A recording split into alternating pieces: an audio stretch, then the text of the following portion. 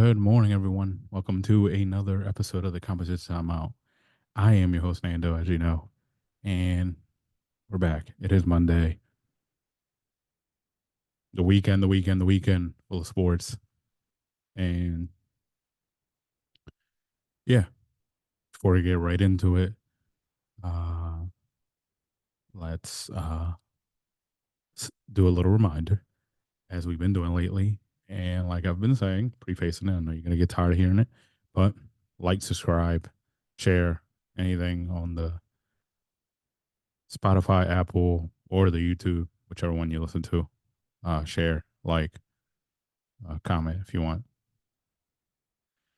Uh, yeah. Anyway, let's get right to the weekend. The madness continues. It has been a pretty good tournament. We got some down to the final four, which is going to be Purdue, number one seed Purdue facing NC State, and number one seed UConn facing Alabama. UConn is looking like they will have a really good chance to repeat as national champions. NC State has looked good. They beat Duke from their conference late yesterday to advance to the Final Four, 76-64. Purdue uh, won 72-66, a little bit of a closer game there against Tennessee. Zach Edey had a really good game. And UConn honestly has been blowing out teams this whole run. So it was some good late basketball. We got an 11 seed in the Final Four, and we got a 4 seed, which is not as surprising as the 11 seed. So we got some madness this weekend, or in this tournament in general. Uh, yeah. So that'll be next weekend, and the championship will be next Monday. So a lot to look forward to with this tournament. Obviously, it's a really good time of the year. On the women's side, we got two more spots to be won or clinched for the Final Four. Uh, Undefeated South Carolina and number one overall seed has made it to the Final Four. They will face NC State, both men and women teams that are in the Final Four.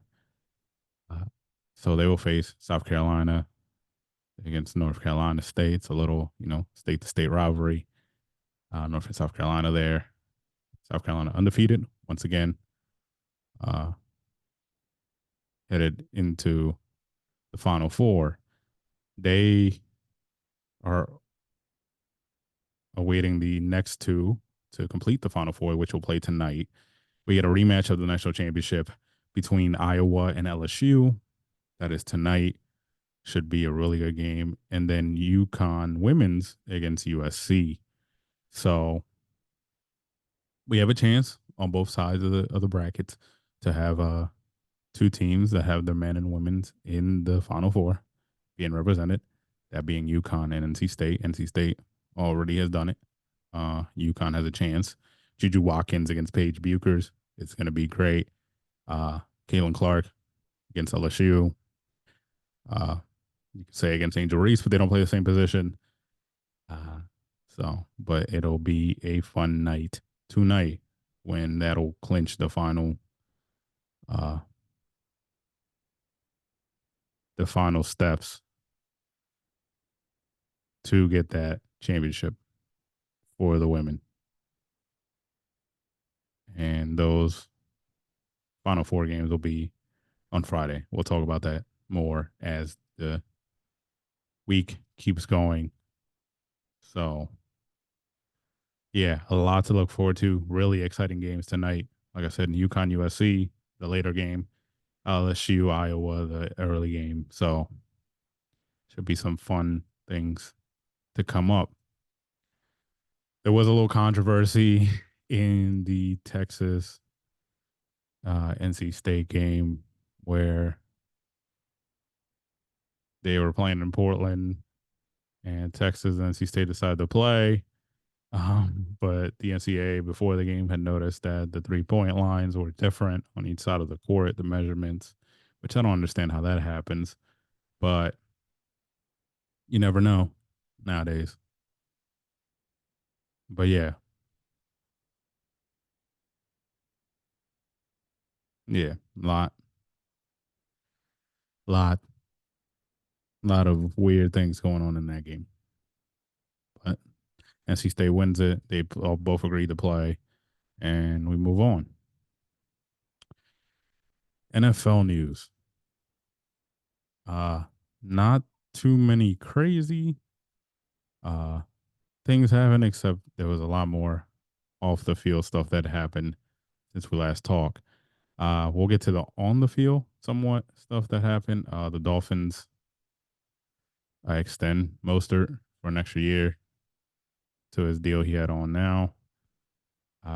There's a rumor the Cowboys and Zeke are looking forward to a possible reunion, and the Eagles are sending pass rusher Hassan Reddick to the Jets for a conditional 2026 third round pick that can improve to a second round pick if Reddick plays 67.5% of the time and gets 10 sacks. So, yeah, it's probably a second pick. The way people are looking at it is that the Jets and the Eagles swapped Bryce Huff for Reddick and a third that could become a second. So, yeah, that's all that's been happening off the field. Unfortunately, there are some things that happen. Uh, cornerback,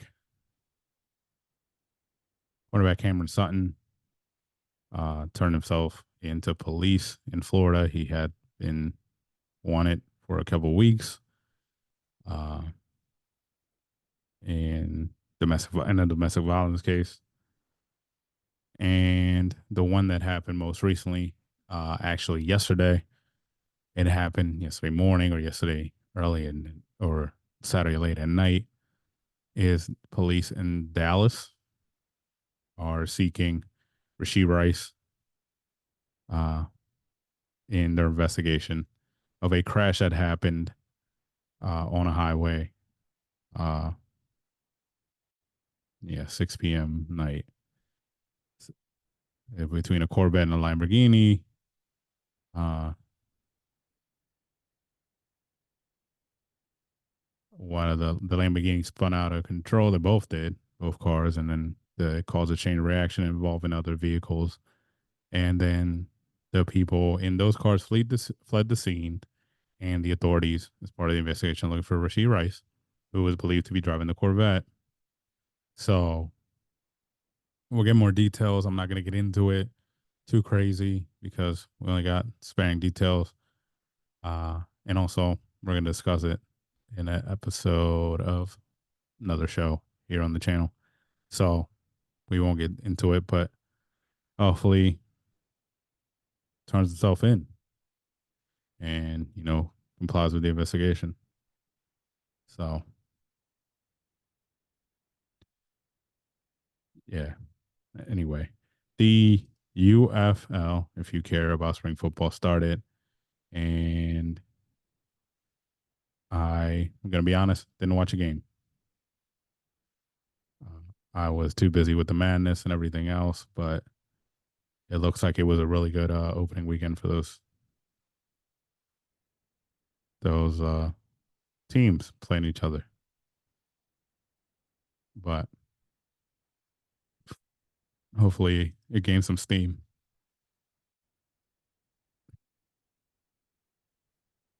Okay, so we move on. We keep going today on this Monday. We move on to baseball. It was opening day on Thursday, opening weekend this weekend, and a lot went on. Uh, well, the Yankees sweep the Astros. That happened. 4-0. They're actually 3-0 for the first time since 2003. Uh, I don't know when's the last time they were 4-0, but I know the last time they were 3-0 was 2003. The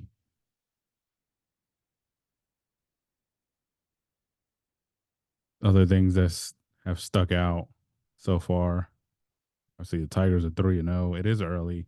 Honestly, the Pirates are 4-0. They swept the Marlins as well. The Diamondbacks were 3-1, and the Dodgers were 4-2. Obviously, they started the season earlier in days earlier in Korea. So yeah. As far as like stats go early, and it doesn't mean anything. But I'm just gonna put it out there. Mookie Betts has 4 home runs already. Uh, Another Dodger, Teoscar Hernandez has 3. So Dodgers are hitting. Who knew? Who could have predicted that? Everyone.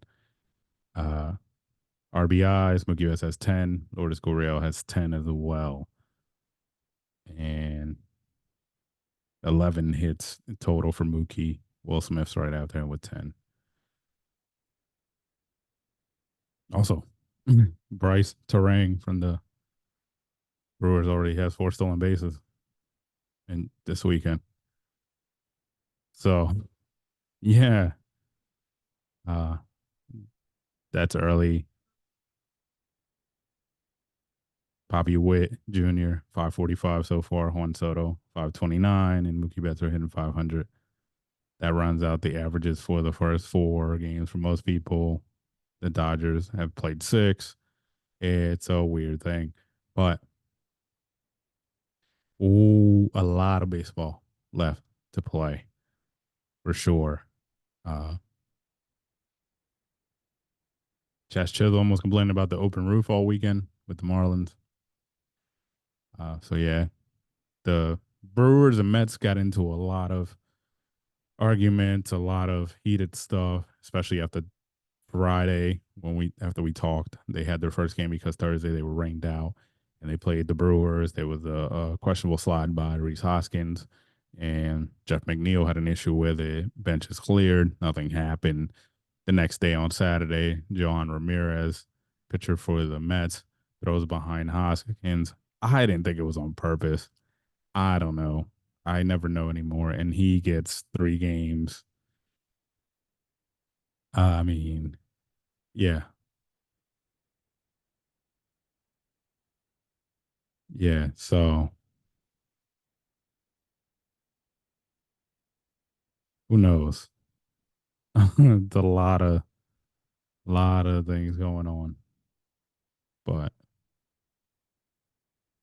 oh yeah, before I forget, Oakland, the city of Oakland, uh, proposed a new lease extension for 5 years with the A's. So could be a chance the A's aren't going nowhere. And honestly, this is what they wanted.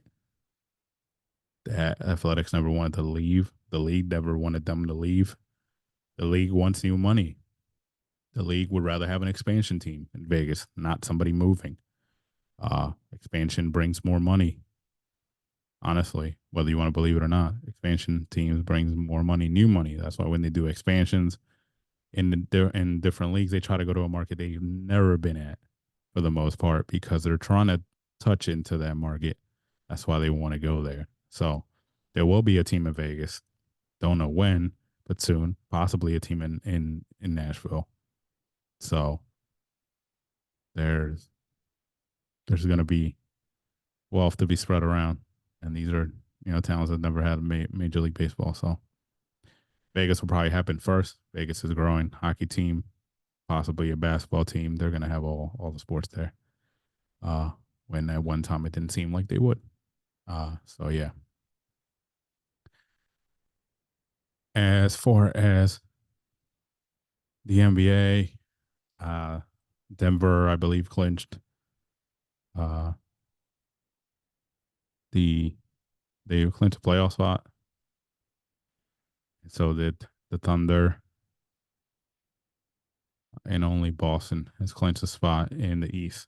So a lot of teams have about 7 games left. Seasons are winding down for everybody. Is going to continue to be one of the best times of the year. So we're gonna keep watching here and talking about it here on the Competence Timeout as usual. But Yeah, that's all I got for today. Enjoy the games tonight. Those those the women's tournament games tonight are going to be really good, worth watching. I watch them. Yeah, but that's it for today. On the conversation, I'm out. Peace. Happy April Fools.